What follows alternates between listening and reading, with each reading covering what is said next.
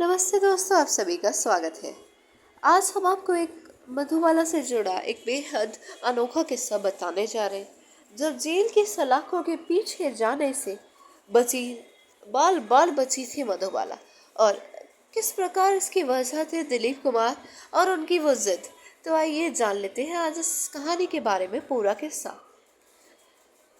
दिलीप कुमार के साथ 60 साल पहले से अधिक मधुबाला का ऐसा विवाद हुआ था जिसने उनका रिश्ता ही हमेशा के लिए खत्म कर दिया। एक जिद के कारण मधुबाला और दिलीप कुमार एक नहीं हो पाए थे। जब भी प्यार की मिसाल दी जाती है तो हीर रांझा और सोनी माहिवाल के साथ साथ दिलीप कुमार और मधुबाला का भी नाम लिया जाता है। मधु और दिलीप एक दूसरे से बहुत प्यार करते थे, एक दूसरे के साथ जिंदगी बिताना और घर संसार बसाने का सपना देखा करते थे। मधुबाला का यही एकमात्र सपना था कि काश उनकी शादी दिलीप से हो जाए और उनका एक अच्छा घर गृहस्थी हो। इसके बस वजह थे दिलीप कुमार, जो एक बार मधुबाला जेल जाते जाते बची थी। वही दिलीप कुमार जो कभी मधुबाला से बेशुमार मोहब्बत करते थे, लेकिन एक जिद न सिर्फ मधुबाला के लिए उनके प्यार को ले डूबी बल्कि एक्ट्रेस की जेल जाने की नौबत तक ले आई। मधुबाला अब इस दुनिया में नहीं है, लेकिन उनसे जुड़ी तमाम बातें, फिल्मों के किस्से और प्यार की कहानियां आज भी हवाओं में तैर रही हैं। अब मधुबाला के बचपन और नाम की कहानी के विषय में भी आपको कुछ बता देते हैं। मधुबाला ने अपने करियर की शुरुआत 7 साल की उम्र में ऑल इंडिया रेडियो में एक नौकरी से की थी। उनका बचपन का नाम मुमताज जहान बेगम दहलवी था, लेकिन जब मधुबाला ने फिल्मों में एंट्री की तो देविका रानी ने उनका नाम बदल दिया।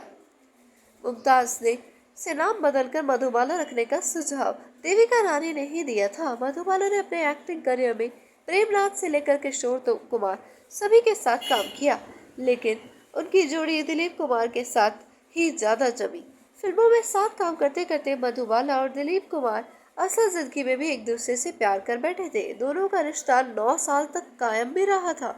मधुबाला और दिलीप ने एक साथ घर बसाने का फैसला कर लिया था। बात सगाई तक पहुंच चुकी थी, लेकिन 1957 में कुछ ऐसा हुआ कि ना सिर्फ मधु और दिलीप का रिश्ता टूट गया, बल्कि उनके बीच हमेशा के लिए बातचीत तक भी बंद हो गई। बताया जाता है कि मधुबाला आखिरी दिनों तक दिलीप कुमार से मिलने की इच्छा जताती रही, लेकिन दिलीप उनसे मिलने नहीं पहुंचे। मधुबाला की साल 1969 में मौत हो गई थी। मधुबाला और दिलीप कुमार की जिंदगी में जो सबसे बड़ा स्कैंडल हुआ था, जिसके कारण सब बर्बाद हुआ, वह नया दौर के वक्त की कहानी है। इस फिल्म की शूटिंग के दौरान कुछ ऐसा हुआ जिससे मधुबाला और दिलीप ना सिर्फ एक दूसरे से दूर हुए, बल्कि एक्ट्रेस की जेल जाने की नौबत आ गई थी।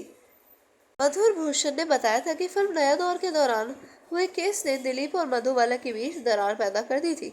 इसके बाद बात आगे बढ़ गई और चीजें बिगड़ती चली गई। दरअसल दिलीप नया दौर की शूटिंग ग्वालियर में करना चाहते थे, लेकिन मधुबाला के पिता बेटी की सुरक्षा को लेकर डरे हुए थे। उन्होंने मधुबाला को शूट के लिए ग्वालियर भेजने से मना कर दिया। यही बात दिलीप कुमार को चुभ गई। इस फिल्म को बी.आर. चोपड़ा बना रहे थे, वह भी दिलीप और मधुबाला के चक्कर में फिल्म को रोकना नहीं चाहते थे। बताया जाता है कि इसी वजह से बी.आर. चोपड़ा ने नया दौर से मधुबाला को हटाकर किसी और को साइन कर लिया। इससे मधुबाला के पिता नाराज हो गए। उन्होंने प्रोडक्शन कंपनी के खिलाफ कानूनी एक्शन लेने की धमकी दी, लेकिन इससे पहले वह कोई एक्शन ले पाते, प्रोडक्शन हाउस ने मधुबाला के खिलाफ ही केस कर दिया।